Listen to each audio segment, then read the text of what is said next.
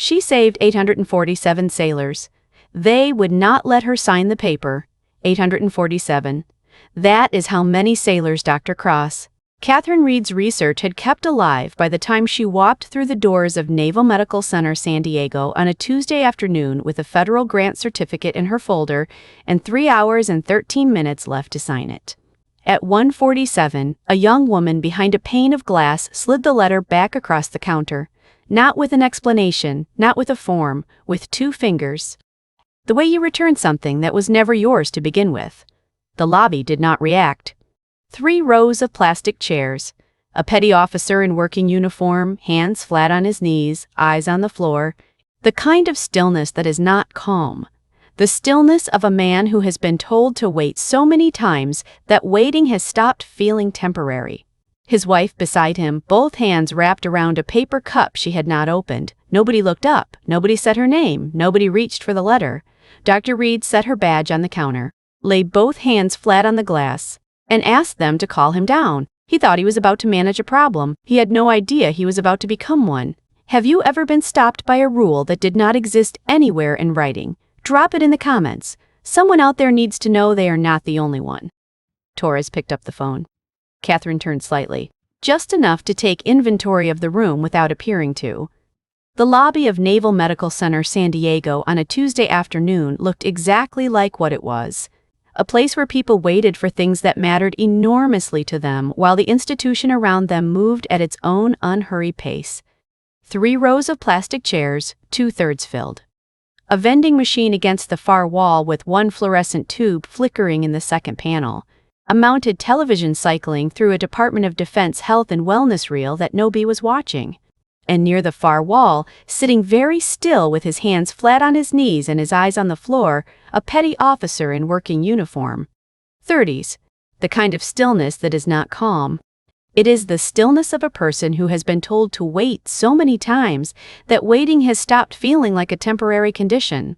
His wife sat beside him, both hands wrapped around a paper coffee cup she had not opened. Catherine filed them away. Said nothing. Captain James Whitfield appeared from the corridor behind the reception partition at 1:51 in the afternoon. She recognized him from his personnel photo, the one on the Naval Medical Center leadership page she had pulled up 7 months ago when she first submitted her research access application. 57 years old. Former naval flight surgeon. 31 years of service. The kind of man who wore institutional authority the way other men wore a second skin. Naturally, completely. Without ever having been asked whether it fit. He did not extend his hand. Dr. Reed. He glanced at the documents on the counter, not reading them, categorizing them. I understand you are here regarding a research access request. I am here to complete a federal grant activation. She kept her voice at the same temperature as before. The NIH requires an in-person signature at this facility's research administration office by 5 o'clock this afternoon. My research access application was submitted 11 weeks ago. I have not received a written decision. Whitfield clasped his hands in front of him, a gesture that looked like patience, functioned like a door closing. Dr. Reed, your submission was flagged under non-credentialed civilian provider access limitation. Naval Medical Center Directive 7.4.2. That classification triggers an enhanced verification review for non-standard research submissions. The standard processing window for that review is 45 to 90 days. Catherine finished the sentence for him. I am aware of the timeline you are describing. I am also aware that Directive 7.4.2 does not appear in any publicly accessible Naval Medical Center policy documentation.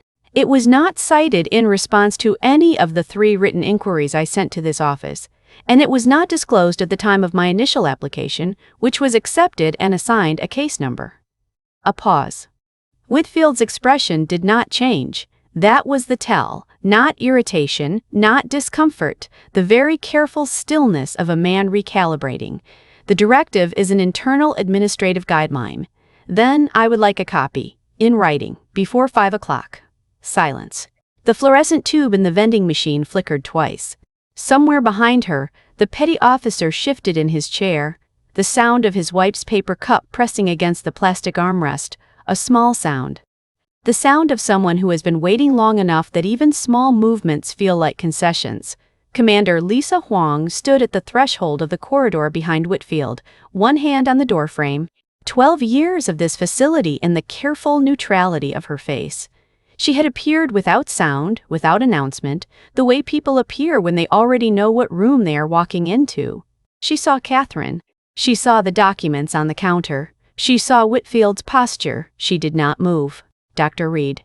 Whitfield's voice dropped one register, not threatening, just final, the vocal equivalent of a form being stamped and filed. I understand you are under significant time pressure, but our verification protocols exist for the protection of this facility and the personnel we serve. I am not in a position to override them. Protection.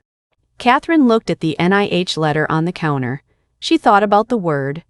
She thought about who, exactly, a 45 to 90-day verification review protected when the deadline was measured in hours. She picked up the letter, folded it once, placed it back in her folder. I will wait, she said. Is there a name for a policy that exists in no written document, can be cited verbally but never produced in writing, and moves at 30-day intervals when the window it is obstructing closes in 3 hours?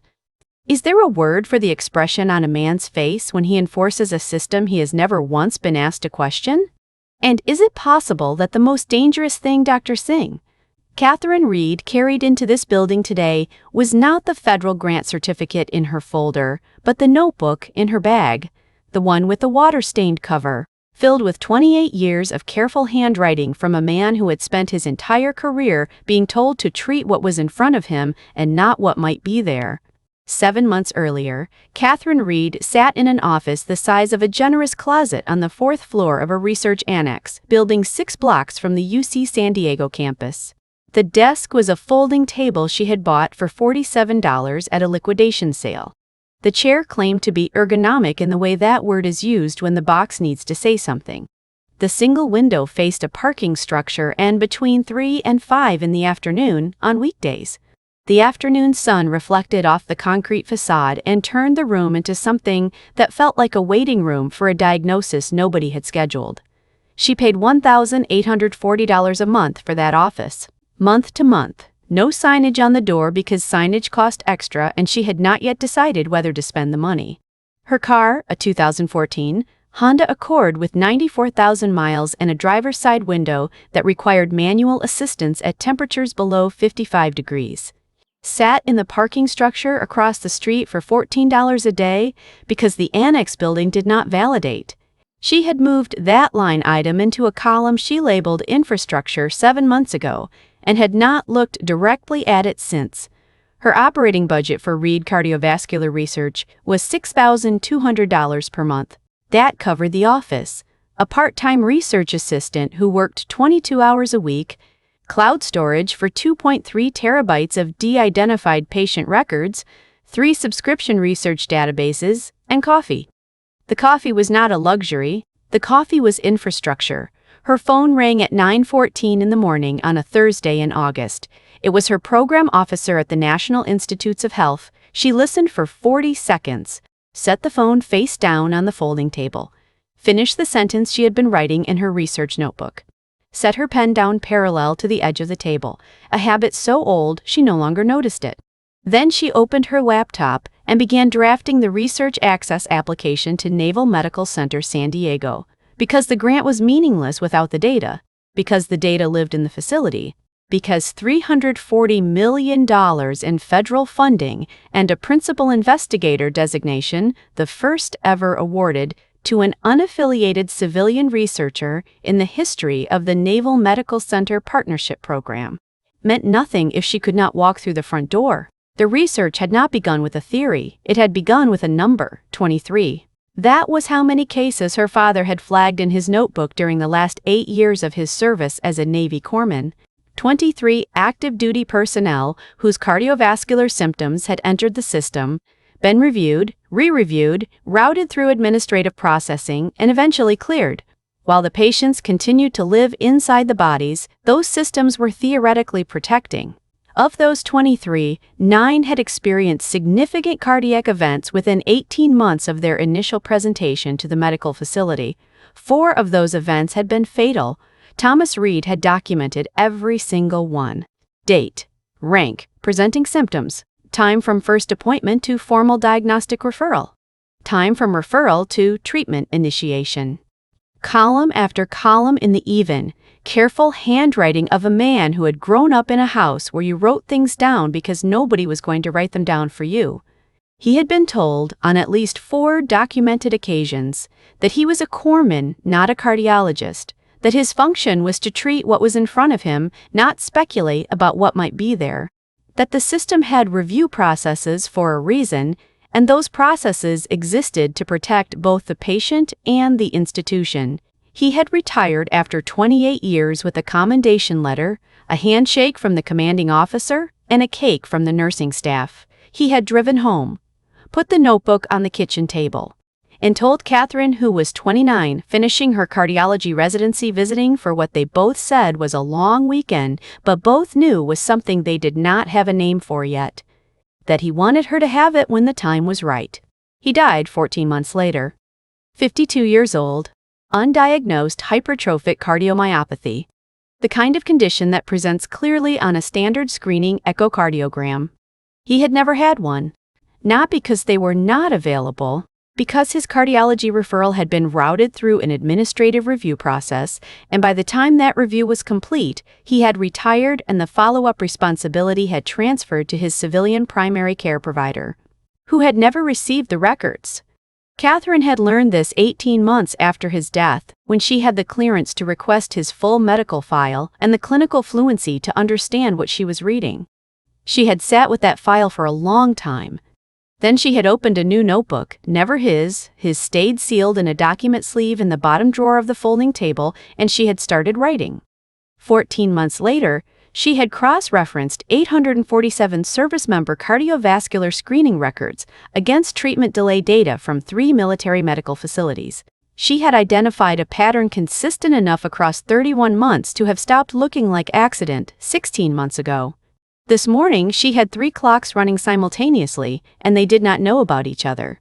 At 5 o'clock in the afternoon, the NIH grant activation window would close. A wet signature was required, in person, at Naval Medical Center San Diego's Research Administration office. Not digital, not faxed, not mailed. Her NIH program officer had confirmed this requirement in writing on 3 separate occasions. If the signature was not obtained, the grant would be reallocated within 48 hours. The next institution on the waitlist had already been notified to prepare.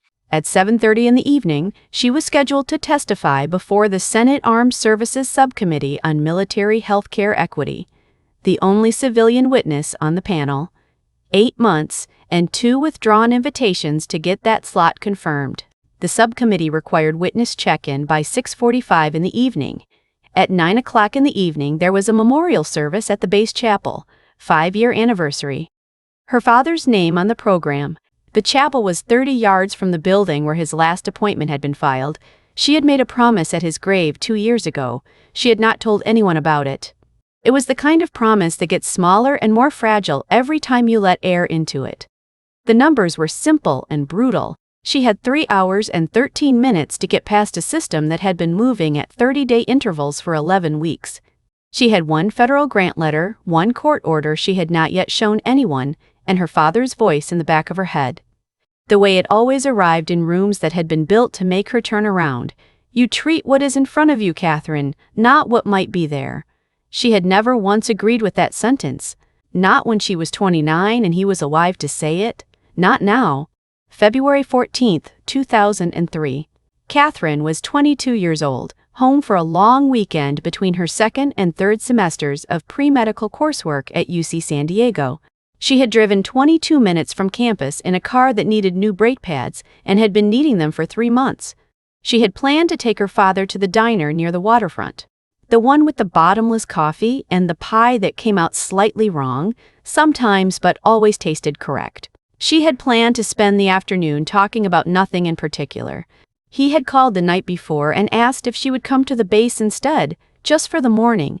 He had said it the way he said things he actually meant, quietly, with his eyes aimed slightly to the left of whatever he was speaking to. She had said yes without asking why. Naval Medical Center, San Diego. Building 26. Cardiology records and referral coordination. The hallway outside room 26C had the same fluorescent lighting and the same gray-green plastic chairs that the lobby still has today. Catherine would recognize them anywhere. That particular institutional shade that exists only in federal facilities and spaces designed to make waiting feel like the point, rather than the thing happening while you waited for the point. She had been sitting in one of those chairs for 2 hours and 4 minutes when the door to room 26C opened and her father came out. Thomas Reed did not look angry. He was not a man who showed anger the way other men showed it. Loud and immediate, designed to make the room aware of itself. He looked like a man who had just been given an answer he had already calculated into his planning and was now updating his records accordingly. He sat down beside her, not across from her, beside her. The way he always sat when he had something to say that was not going to be easy. He was 51 years old that February. He had been a Navy corpsman for 24 years. He had 7 years left, though neither of them knew that yet. Petty Officer Garrett, he said, not a question, not an announcement, a name placed into the space between them the way you place a document on a table. She had heard him mention Garrett before, a 34-year-old active-duty sailor who had presented to the facility 6 weeks earlier with shortness of breath during routine physical training and an irregular finding on a standard intake EKG. Her father had flagged the case in his notebook on the same day. He had submitted the cardiology referral request through the proper administrative channel within 24 hours of the initial appointment. He had followed up in writing at 2 weeks, then again at 4 weeks. That morning, a Tuesday, Valentine's Day, he had walked to the records coordination office to follow up in person. He had been told that the referral was in queue, that the processing window was standard procedure, that the current administrative review backlog was running approximately 40 to 60 days. That this was within published guidelines, that there was nothing further he could do at his level. Garrett's EKG finding was 6 weeks old. Her father opened his notebook. The one with the water-stained cover?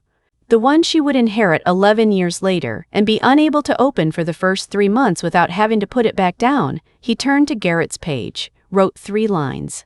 His pen moved at the same steady pace it always did, whether he was writing a grocery list or a medical note or a letter to someone who would not read it until he was gone. He dated it. He pressed the page flat with his palm the way he pressed everything flat. Firmly. Without drama. As though thoroughness were a form of respect.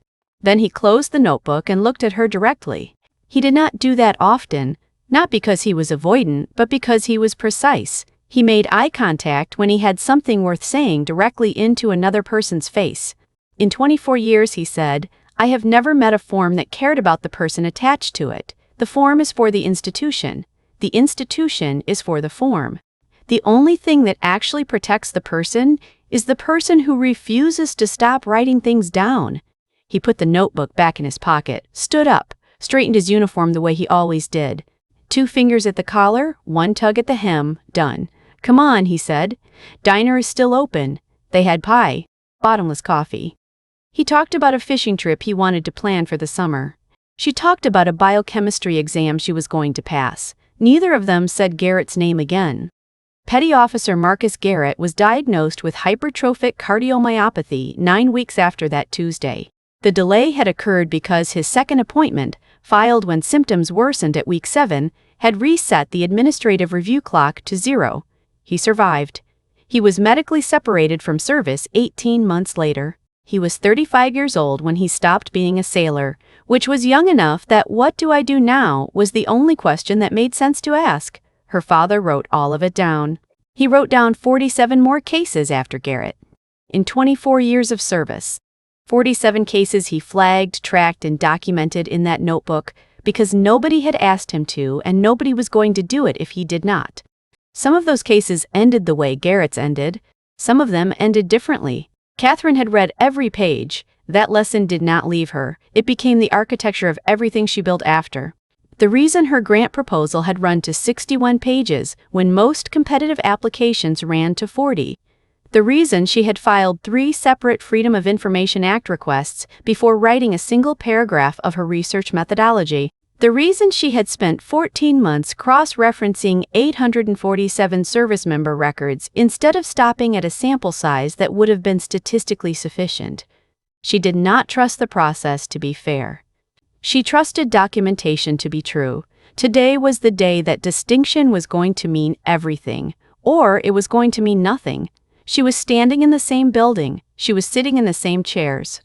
And in her bag, wrapped in a document sleeve, was the notebook her father had pressed flat with his palm 20 years ago and every year after that. Until the morning he drove himself to a clinic with chest pain that had been bothering him for a week, came home 3 hours later with a referral appointment scheduled for 31 days out and never made it there. The form is for the institution. The only thing that protects the person is the person who refuses to stop writing things down. Today she had stopped writing. Today she was going to let the paper do the talking. It was 2:09 in the afternoon when Commander Lisa Huang appeared at the side door of the reception corridor. She did not quite look at Catherine directly when she spoke. Dr. Reed. I can take you to the Administrative Coordination Office on the 3rd floor. Captain Whitfield has authorized a limited access escort while your verification status is under review. Limited access escort. Catherine noted the phrase, filed it, said nothing about it. She followed Huang through the side door. The corridor behind the reception desk ran at a different temperature than the lobby, cooler, fluorescent rather than ambient. The specific sensory register of a space not designed for people who were supposed to want to be there. Beige walls, gray tile, a bulletin board with a laminated sheet of base-wide announcements and a fire evacuation map that had been updated in 2019 and not since. Thank you for doing this, Catherine said. Huang glanced at her sideways. Something moved across her face. Not guilt exactly, but the expression of a person standing 2 feet from a line they were not certain they were going to cross. It is not a problem, she said. Then, quieter, with her eyes on the corridor ahead. The 3rd floor coordinator is Petty Officer Chen. He has been here 4 years. He knows the system. It was not advice. It was the shape of advice with the substance removed. The way people give you directions when they are not permitted to drive you there themselves. Thank you, Catherine said. She meant it differently this time. Room 317. 3rd floor Administrative Coordination. Petty Officer, First Class Raymond Chen, 29, had the organized desk of someone who had made peace with the work in front of him, and the careful eyes of someone who had not yet made peace with everything behind it. He stood when Catherine entered. She noted that, Dr. Reed. He had the file already open on his monitor. I was told you would be coming up. Then you know what I need. I know what you have requested. He chose the word precisely, with the care of someone who had learned the difference between what a person needs and what the system recognizes. Research Access Application. File number 2024 RC0847. Submitted 11 weeks ago. He turned the monitor slightly. Not all the way. Enough. She could read the status column before he adjusted the angle. Review pending. Directive 7.4.2. Escalated to command level. When was it escalated, she asked. Chen looked at the screen. 6 weeks ago. 6 weeks at command level. In 11 weeks, no written communication, no status update, no denial, no request for additional documentation, nothing. The specific administrative silence that was more informative than any letter. I need 3 things in writing, Catherine said. Same voice, same temperature. A copy of Directive 7.4.2. A written explanation of the escalation criteria applied to my specific file, and the name of the reviewing officer at command level. Chen looked at his screen, at his hands, at his screen again. I can submit a documentation request through the Administrative Transparency Inquiry process. How long does that run? He had the expression of a man delivering news he did not author. 15 to 20 business days. It was 2:17 in the afternoon. 2 hours and 43 minutes until the NIH window closed. Petty Officer Chen. She kept her voice at room temperature. I want to be precise about what I am asking. I am not asking you to override anything. I am asking for documentation of the process currently applied to my file, which is my legal right as a federal grant applicant. I am asking for the reviewing officer's name, which is information I am entitled to under contractor transparency regulations. and I am asking whether any expedited procedure exists for applications with time-sensitive federal funding components. Chen looked at his monitor for a long moment, then he typed something, stopped, read something. The color in his face shifted. The specific, small change that happens when a person finds something on a screen they were not expecting to find. He turned the monitor away before she could read further. I will need to check with my supervisor on a few of these items, he said carefully. Of course. Catherine placed her folder on the edge of his desk. I will wait. She sat, put her hands on the armrests, looked at the wall behind his monitor while he picked up the desk phone and spoke in a voice calibrated to be too low for her to hear. She did not try to hear it. She had seen enough. File number 2024 RC0847 847, the same number as the service member records in her dataset. The system had assigned it automatically when she submitted the application 11 weeks ago. The kind of coincidence that carries no meaning and is somehow impossible to unknow once you have noticed it. She thought about the petty officer in the lobby, the stillness of him, the paper coffee cup in his wife's hands, unopened, going cold. She thought about what pending administrative review meant when the thing doing the waiting was not a file number, but a body. The clock on Chen's wall read 2:23 in the afternoon, 2 hours and 37 minutes. She had not spent 14 months on a dataset and 20 years carrying a dead man's notebook to be reasonable about 2 hours and 37 minutes. Chen was still on the phone when the door to room 317 opened. Petty Officer First Class. Marcus Webb was 31 years old and wore his working uniform the way men wear things they have put on so many times the act has stopped being conscious. He was 6 feet, maybe an inch over, with the particular physical stillness of someone who had learned to hold himself together in rooms that were not built for what he was feeling. His wife walked in beside him. The woman in the blue jacket from the lobby. The one whose paper coffee cup had been going cold in her hand since 1:47 in the afternoon. He went to the secondary desk on the far side of the room, where a junior administrative specialist named Kowalski had a monitor and a headset, and the careful professional blankness of someone who had processed enough files to have stopped thinking about what was inside them. Petty Officer Webb. He said his own name before Kowalski could ask. I am following up on a cardiac screening file. Third follow-up. I have the tracking number. He placed a folded sheet of paper on Kowalski's desk. His hands were steady. Catherine noticed that. The specific effort it takes to keep your hands steady when they do not want to be. Kowalski typed. Read, typed again. Sir, your file is currently showing as pending administrative review. It has been pending administrative review for 11 weeks. Webb's voice was flat and even. The voice of a man who has already been through this conversation twice and has decided that the third time he is going to say what is accurate and nothing more. The first review was opened in January. It was closed and reopened in February because my appointment was rescheduled by the facility. The third review was opened in March. Today is April. Kowalski looked at his screen with the expression of a man who could see the information and could not do anything about it. Sir, the file indicates it has been escalated under Directive 7.4.2 for enhanced. I know what it says. Webb picked up the tracking sheet, folded it back, put it in his uniform pocket, and then he turned to sit down. And his wife reached over and took his hand. Not dramatically, not with a sound. She simply reached over and took his hand and held it and did not let go. And Webb looked straight ahead at the wall above Kowalski's monitor with the expression of a man who was working very hard at something that should not require this much work. He was 31 years old. He had a cardiac screening result that had been pending for 11 weeks. His wife was holding his hand in a government administrative office on a Tuesday afternoon, and nobody in the room had said his name like it meant anything. Catherine looked at them for 4 seconds. Then she looked at the folder in her lap. It was 2:31 in the afternoon. She had 1 hour and 29 minutes until the NIH window closed. She had already been in this building for 44 minutes and had not moved 12 feet from where she had started. The grant, $340 million, 5 years, the largest civilian research award in this facility's partnership history, sat in a folder on her lap unsigned. Because a directive that existed in no written policy document had been applied to her file 6 weeks ago by a man who answered to no external review process before 5 o'clock today, If she stood up from this chair right now and walked to Kowalski's desk, she would spend time she did not have. She would introduce a variable that Whitfield could use to characterize her as disruptive.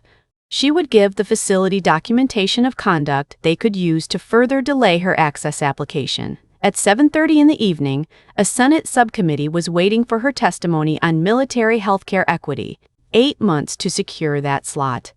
The only civilian witness on the panel, at 9 o'clock in the evening, 30 yards from where she was sitting there, was a memorial service for a man who had spent 28 years in this building documenting the cases that nobody wanted to read, and had died before anyone did. She had made a promise at his grave. She had not broken a promise to him while he was alive. She was not going to start now. These were the numbers. This was the arithmetic. She looked back up at Marcus Webb. His wife had not let go of his hand. When the cost of acting is measured in the exact currency you have spent years building, is the act itself different, or does the price simply confirm what it was always worth? Catherine stood up. She crossed the room in 8 steps. She did not hurry. She did not announce herself.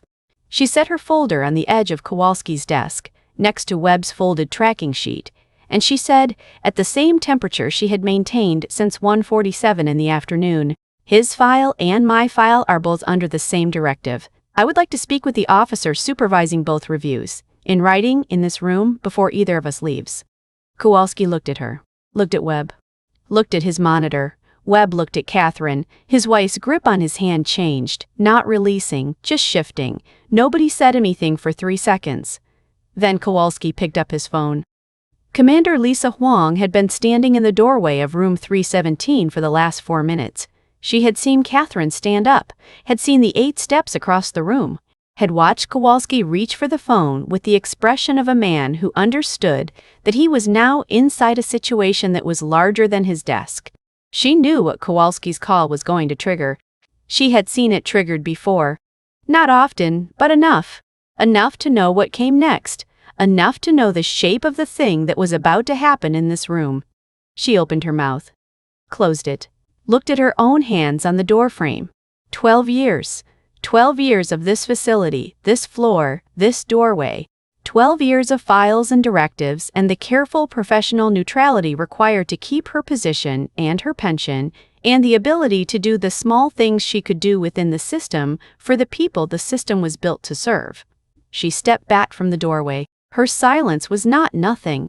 It was a choice with a shape and a weight, and she would carry it out of this room and down the elevator and across the parking lot and home, and it would still be there in the morning.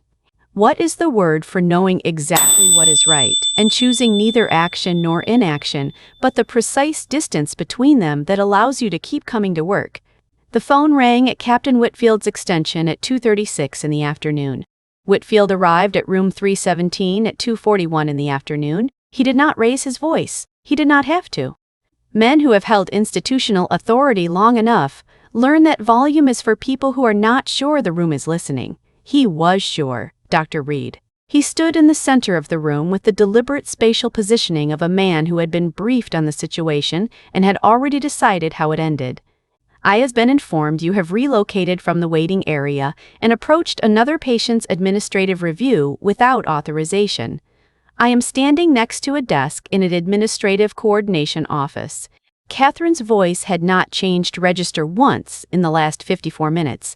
"I asked a question about the supervisory chain for a review process. That is not unauthorized contact. That is a procedural inquiry. Under our facility protocols, civilian contractors without active access credentials are restricted to designated visitor areas during the verification process. I would like that protocol in writing, as I indicated downstairs. You indicated it verbally downstairs. I am asking for it in writing, now." A pause. Webb had not moved. His wife's hand was still in his. He was watching the exchange the way people watch things they have needed to see for a long time, but were not sure they were allowed to want. Whitfield turned to Kowalski. "Please note in both files that Dr. Topter Reed has been verbally reminded of the visitor access restriction and has been asked to return to the designated waiting area pending verification review." "Yes, sir. And contact building security. Ask them to send someone to the 3rd floor as a precautionary measure. He said precautionary, the way people say words they have chosen because they are technically accurate and functionally something else entirely. Catherine did not move toward the door. She did not raise her voice. She reached into her bag and placed her laptop on the edge of Kowalski's desk. It was 2:44 in the afternoon. Her phone screen lit up. Once, twice, 3 times in 9 seconds. She looked at the screen. 3 messages, 3 senders. 3 clocks arriving simultaneously in her palm, like 3 timers going off in a room where she could only turn off one. From her attorney Margaret Osei at 2:43, Catherine, NIH program officer just called my office. They need confirmation you are physically on site before 4:30 to initiate the processing sequence. It is currently 2:43. I need to know where you are. From the Senate Armed Services Subcommittee Staff Coordinator at 2:43, Dr. Reed. Subcommittee staff confirming your 7:30 witness slot. Hard check-in deadline is 6:45. Senator Caldwell's office is asking for confirmation of attendance. Please respond. From Chief Petty Officer Rodriguez, retired, at 2:44, hey Doc, chapel is set. Father Morales has the program. Tommy's photo is up front the way you wanted. 23 people confirmed so far. Some of the guys drove 4 hours, wanted to make sure you are still coming. He would want you there. Catherine looked at the 3 messages for exactly 6 seconds. She did not reply to any of them. She set the phone face down on the desk beside her laptop and looked at the clock on the wall. 2:44 in the afternoon, 1 hour and 16 minutes. She thought about the base chapel, 30 yards from where she was standing. She thought about a photograph of her father, the one she had chosen for the program, taken in 1998 at Naval Station Norfolk, uniform pressed, the notebook visible in his breast pocket where most men kept nothing. Positioned at the front of a room where 23 people, some of whom had driven 4 hours, were going to sit in folding chairs and remember a man who had spent his career writing things down that nobody read until his daughter spent 14 months turning them into a federal research grant. She thought about the promise. When a promise made at a grave and a commitment made to 847 file numbers arrive at the same moment, which one do you honor first?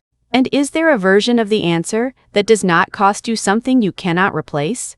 She did not answer the question. She opened the laptop. 2 floors below, she could hear the elevator arrive. Security.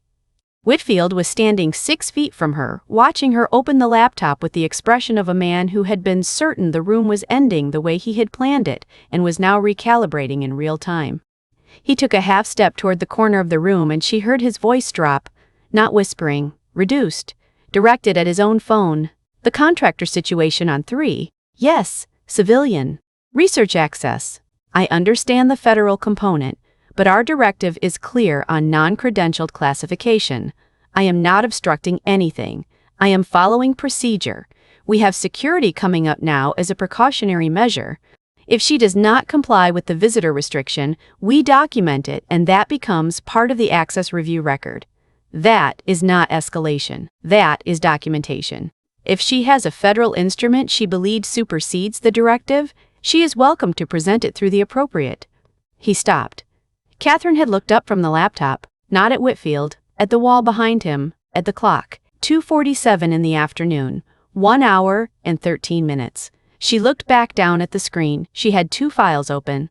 One was the NIH grant activation form, completed except for the wet signature that required her to be standing in a room that a directive invented by the man 6 feet away from her had been preventing her from entering for 11 weeks. The other was a document she had not shown anyone in this building. Not yet. She looked at Marcus Webb, still sitting, wife's hand still in his, watching her with the quiet attention of a man who had stopped expecting the room to change and was now watching to see if he had been wrong to stop.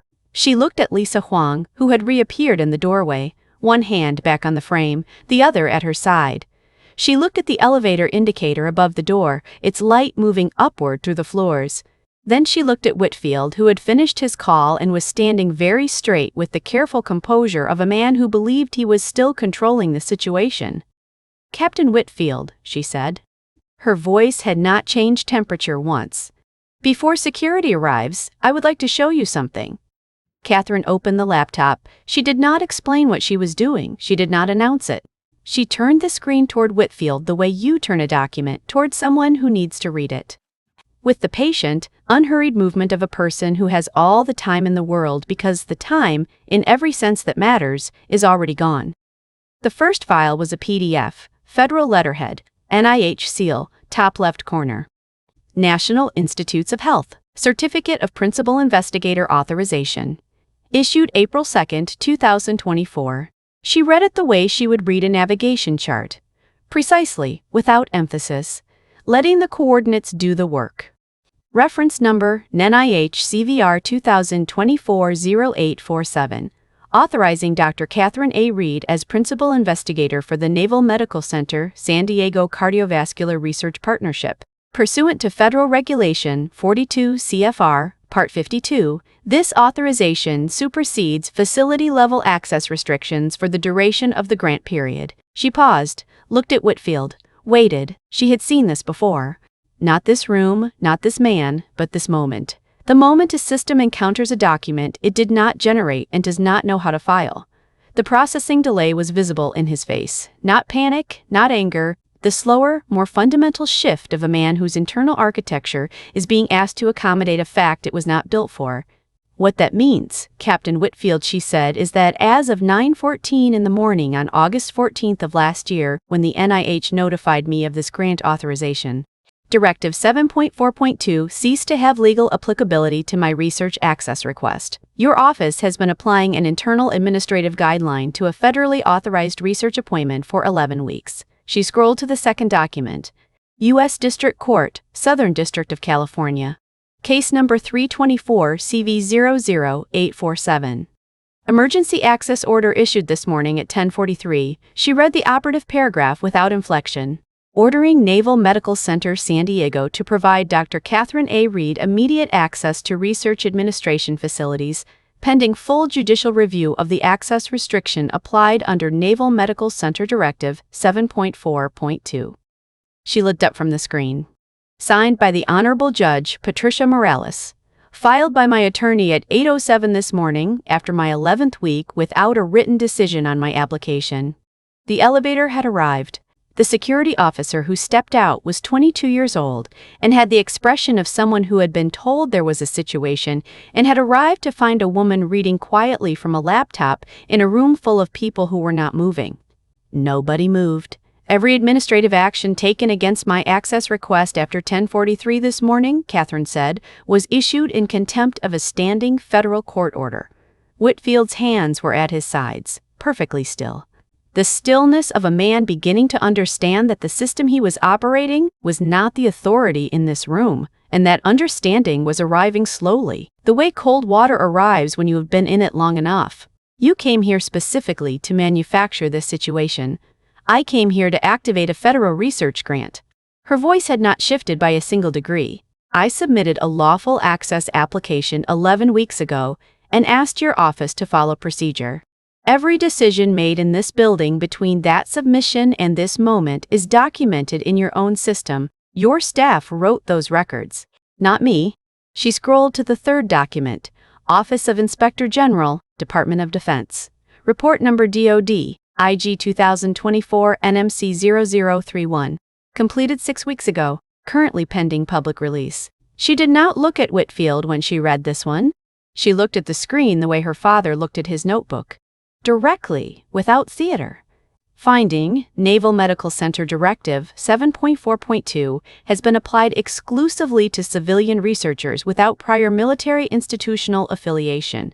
Over a 31-month period from 2019 to 2022, the administrative bottleneck created by this directive contributed to documented treatment delays for 847 active duty service members.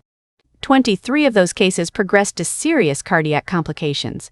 The directive was not referenced in any publicly accessible policy documentation during the review period. It was applied verbally in 91% of recorded denial interactions. She closed the document. This is not about today, Captain Whitfield. Today is just the day someone was in this room with the data and the authority to act on it. A sound from across the room, not a word. The sound of a chair shifting. Of a body that has been holding itself very still for a very long time and has just been given permission to breathe.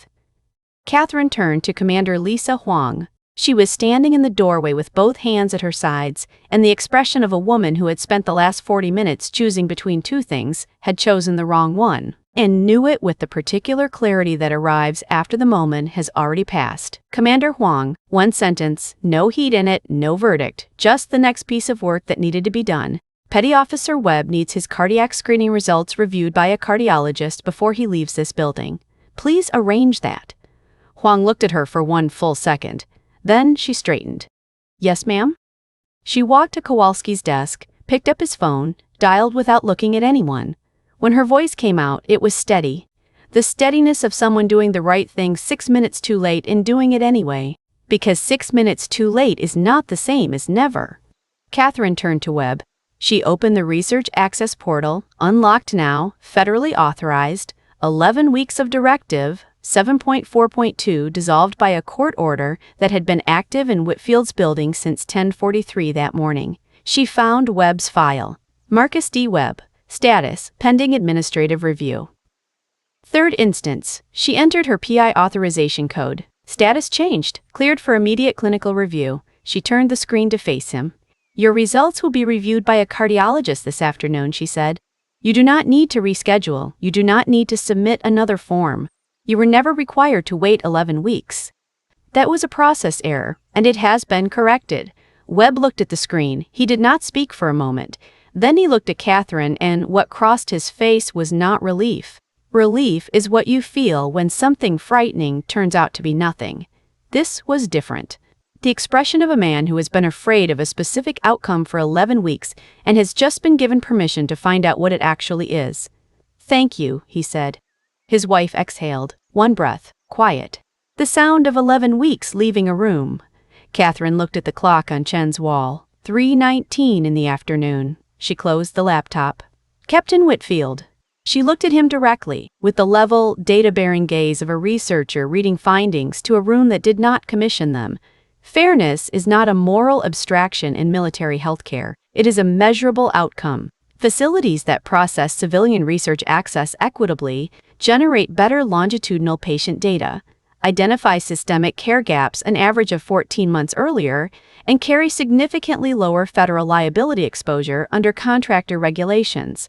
Institutions that rely on unwritten directives to manage non-standard classifications produce the outcomes documented in that Inspector General report. She picked up her folder. I will send you the full dataset. Complimentary. She did not wait for him to respond. She closed the laptop, slid it into her bag, picked up the folder, and walked out of room 317. She did not hear the room come apart behind her because she did not stay to watch it. What she knew later from Huang, from Chen, from sources she will not name in this account is this. Whitfield sat down in Chen's chair, not heavily, not dramatically. He sat down the way a man sits when the floor beneath him has just been accurately described. He looked at his own reflection in the dark screen of Chen's monitor for approximately 45 seconds. He did not speak. He did not pick up his phone. He simply sat there with the expression of a man who had spent 31 years believing that procedure was protection and had just held in his hands 3 federal documents explaining in precise bureaucratic language what it had actually been protecting. Chen opened a new document and began typing. He typed with the careful, deliberate pace of someone creating a record he intended to exist permanently and be found. Kowalski pushed his keyboard to one side, put both hands flat on his desk, stared at the middle distance for a while. Then he printed Webb's updated file status, walked across the room, and handed it to Webb's wife without being asked. She folded it once and put it in her jacket pocket. She said thank you. He nodded and went back to his desk and did not look at Whitfield once. Lisa Huang was on the phone for 11 minutes. When she hung up, she walked to where Webb was sitting and told him, standing straight with her hands at her sides, a cardiologist would see him at 4:15 in the afternoon in clinic 4 second floor. And his wife was welcome to come in with him. Webb looked at her for a long moment with the steady, measuring look of a man deciding whether to say something. How many people came here before me, he said finally, and left without this? Huang looked at the floor. I do not know the exact number, she said. Yes, you do, he said. He was not wrong. She went back to her desk that afternoon and opened a folder she had kept on her personal laptop for 3 years. never on the facility network, backed up to a drive she kept at home, and sent it to an email address that had been sitting in her contacts for 6 months, waiting for a moment she was ready. She had been almost ready 6 months ago. She was ready now. The young Navy corpsman trainee who had been standing in the hallway outside room 317 with a tablet for an unrelated errand watched his own footage twice in the stairwell. 4 minutes and 32 seconds. He had started recording when the security officer stepped off the elevator and stopped when Catherine walked out. He looked at it twice. Then he sent it to his mother, a registered nurse at a civilian hospital 40 miles north, with one line of text: "This happened today. I do not know what to do with this." His mother would know what to do with it. That part comes later.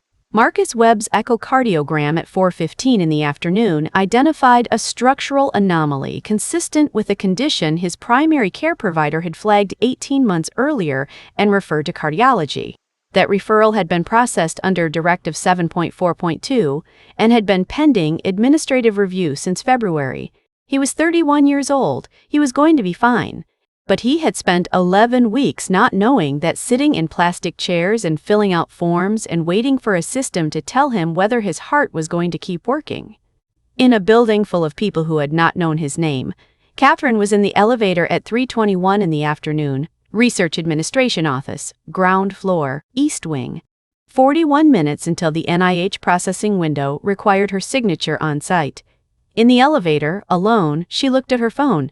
3 unread messages, 3 unanswered clocks. She opened her contacts. It rang twice. "Doc." Rodriguez's voice came through warm and tired, and 23 years of knowing her father in every syllable. "Rodriguez." She watched the elevator numbers descend. "Floor 3, floor 2, I am on my way." She hung up. The elevator doors opened. She walked out. The NIH grant activation form was signed at 3:58 in the afternoon, 2 minutes before the window closed. The Research Administration officer who processed it, a civilian employee named Sandra Park, who had been in that office for 11 years and had never seen someone arrive with a federal court order and a laptop, already open-stamped it, dated it, and said without looking up, "You cut it close." "I know," Catherine said. "Thank you." She walked out of the East Wing at 4:02 in the afternoon. The bay was visible at the end of the access road. The chapel was lit from the inside, 30 yards to her left, and through the windows she could see the shapes of people in folding chairs and the warm, diffuse light of a room that had been waiting for her. She arrived at 8:47 in the evening. The service was still going.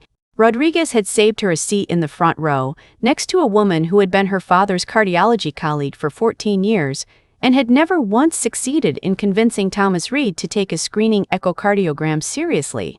The photograph of him was at the front of the room. The one from 1998, Naval Station Norfolk, uniform pressed, the notebook visible in his breast pocket where most men kept nothing. Father Morales was finishing. Catherine heard the last 5 minutes of it. It was enough. 3 months after April 2nd, here is what the record shows. Commander Lisa Huang is currently serving as interim chair of the Naval Medical Center San Diego Civilian Research Access Review Committee, a committee that did not exist before April 3rd. She created the standardized written protocol that replaced verbal-only policy citations throughout the facility's administrative coordination process. New civilian contractor access requests now carry a published 14-day processing window with a written decision requirement, down from the 45 to 90-day verbal guideline that had governed the process since 2019. She testified voluntarily before Senator Caldwell's subcommittee on May 14th. Nobody required her to. She requested the slot herself. She still arrives at work 20 minutes early. She still sits in her car for a few minutes before going in. The weight of what she did not do in time does not dissolve just because she eventually did the right thing. She knows this. She has decided to carry it consciously rather than set it down and pretend it was never there. That distinction, she has found, makes a difference in how she does her job. Captain James Whitfield was placed on administrative leave pending investigation on April 3rd. The Naval Inspector General's review ran 67 days. Standard due process, applied correctly, completed without shortcuts. What the review found was this: Directive 7.4.2 had never been formally codified. It had been passed down verbally through 4 successive administrations of this facility. Whitfield had inherited it at the start of his tenure and had never been given a written version because there was no written version to give. He had enforced a policy he had never seen in print against researchers he had never been asked to consider individually within a system that had been designed to run exactly the way it ran. He was not the author of the directive. He was its most recent custodian. He was not court-martialed. He retired, early, quietly, in June, with his pension subject to adjustment pending final review. He has not spoken publicly. There is no indication he intends to. Directive 7.4.2 was formally rescinded on May 29. No replacement directive was issued. The gap it had been filling was a gap that should not have existed. Petty Officer Marcus Webb's treatment plan began on April 4. Mild hypertrophic cardiomyopathy, manageable with medication and monitoring, non-career ending with appropriate ongoing care. He is still on active duty. He requested a transfer to Naval Station Norfolk in May. It was approved in June. He and his wife had a daughter in early May. They gave her a name they both simply liked. Sometimes when he is in San Diego for training, he walks past Naval Medical Center San Diego and thinks about a woman who turned a laptop screen toward him without explanation and changed the status of his file in less time than it takes to drink a cup of coffee. He has not found the right words for the letter yet. He intends to write it. Naval Medical Center San Diego, the institution itself. In the 90 days following April 2, Directive 7.4.2 was rescinded. Civilian research access average processing time was reduced from 45 to 90 days to 14 days with a written decision requirement. 23 service members whose cases had progressed to serious complications received expedited care review funded through a supplemental allocation approved in May. 312 of the 847 historically affected cases received additional follow-up appointments within 60 days. $2.1 million in new federal research partnership agreements were approved at the facility in the same period, the highest single-quarter total in the facility's civilian partnership history. These numbers are not a press release. They are a before and after, and the before is documented in a Federal Inspector General report with a case number and a date and no softening language. The video, 4 minutes and 32 seconds, recorded on a tablet by a 20-year-old Navy corpsman trainee on a Tuesday afternoon, was shared by his mother to a private group for military healthcare workers on April 3. By April 7, it had been shared publicly.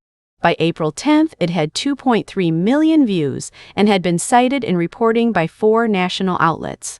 By April 14, 3 other military medical facilities had announced internal reviews of their civilian contractor access protocols. On May 14, Senator Caldwell's subcommittee opened a formal inquiry into the use of undocumented administrative directives in military healthcare facilities nationwide.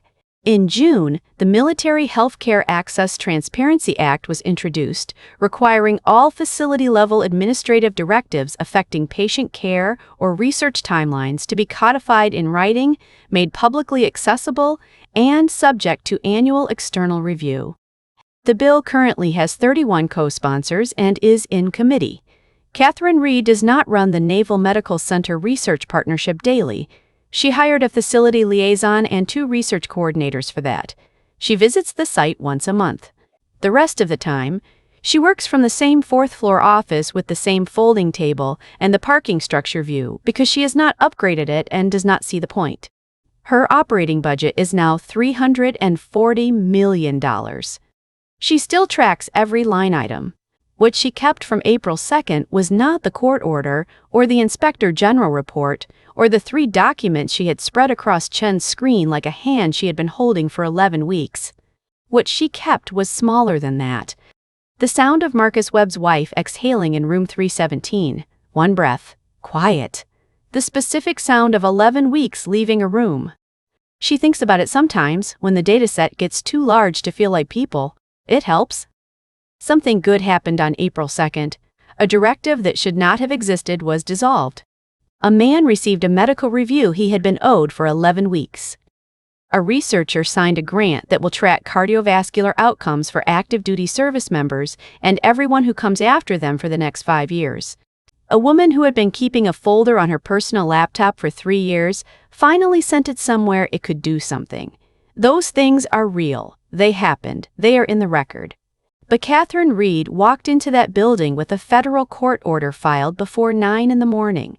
She walked in with $340 million in federal authorization and a lawyer who answered on the first ring and a judge who signed an emergency access order in under 2 hours. She walked in knowing exactly which paragraph of federal law superseded the directive being used against her. She won because she had all of that. And she had all of that because of decisions made over 14 months, and before that, over 14 years, and before that, in a garage that smelled like engine oil and cedar shavings. By a father who taught her to write things down because nobody else was going to. What about the person who walks through that same door with the same need and none of that? What about the 846 people who came before her who did not know they could fight, who did not know what paragraph to cite, who did not have a lawyer's number in their phone, and left without what they came for? What about the version of Marcus Webb who does not happen to be in room 317 on the same afternoon as a researcher with a federal court order?